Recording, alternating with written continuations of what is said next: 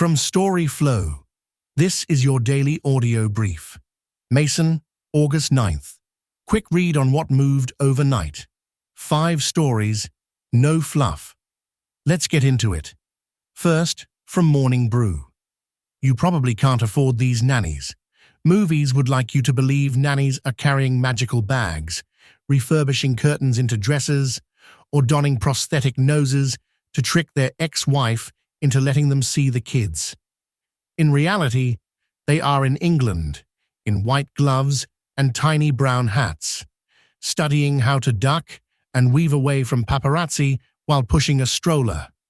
Norland College is the premier early education school for nannies and au pairs for the ultra-wealthy.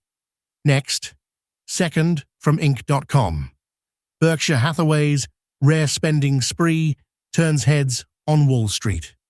A strong earnings report reveals that new CEO Greg Abel dipped into Warren Buffett's $380 billion cash reserve to buy back stock, boost Berkshire's stake in Alphabet, and pursue one of its biggest acquisitions in years. One weak spot, GEICO. Up next, third, from Fast Company.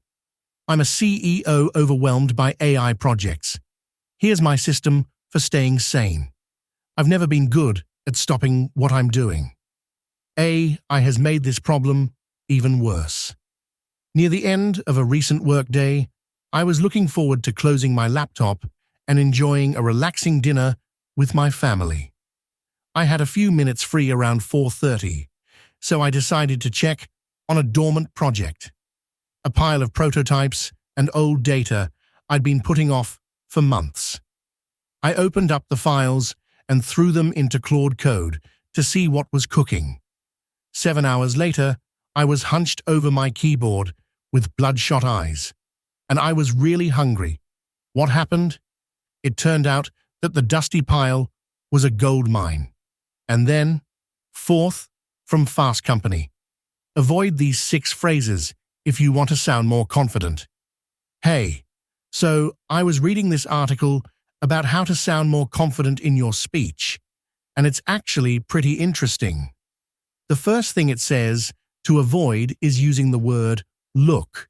It's like you're trying to command people's attention, but it usually comes across as desperate. Instead, use strong words like I believe or I am convinced. Another phrase to avoid is listen. It's like you're trying to tell people what to do instead of presenting your message in a way that's engaging. Just use strong expressions like, I am convinced that. The article also says to avoid phrases like, what I mean is, or what I'm saying is. It's like you're admitting you haven't been clear.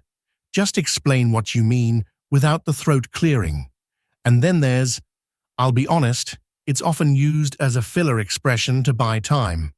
But it's better to just pause and think through your next thought.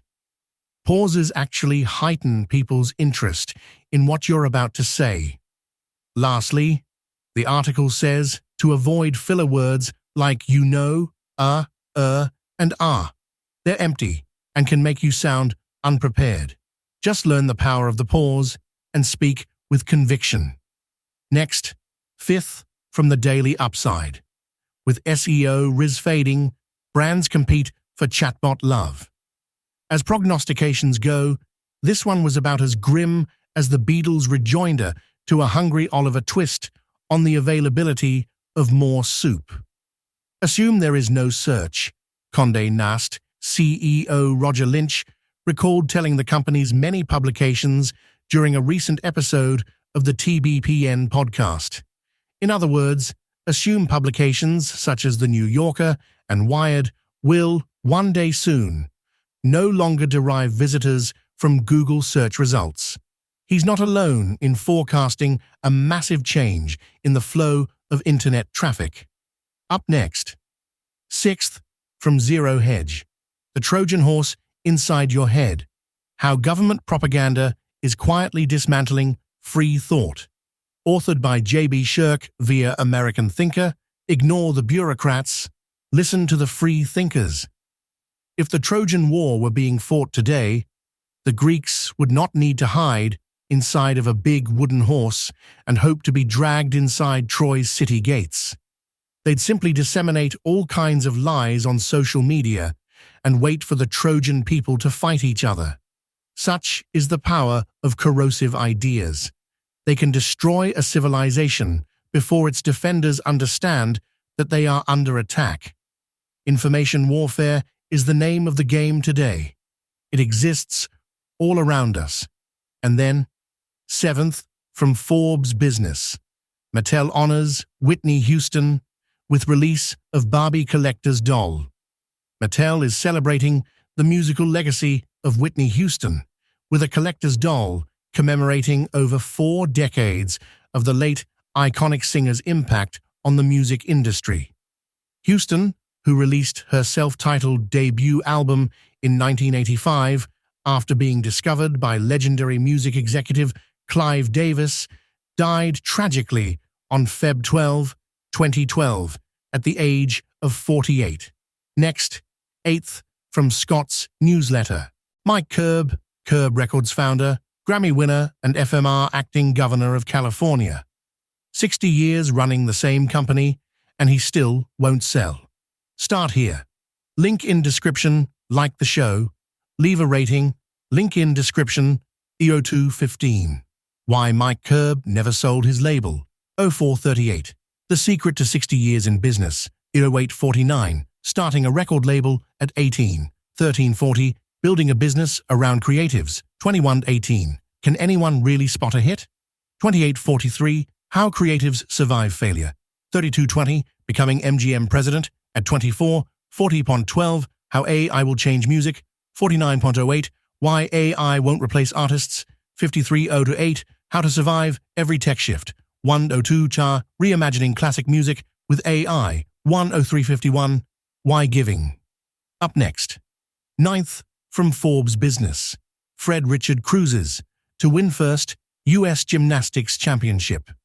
Fred Richard became the men's U.S. national champion on Saturday, cruising to his first career title.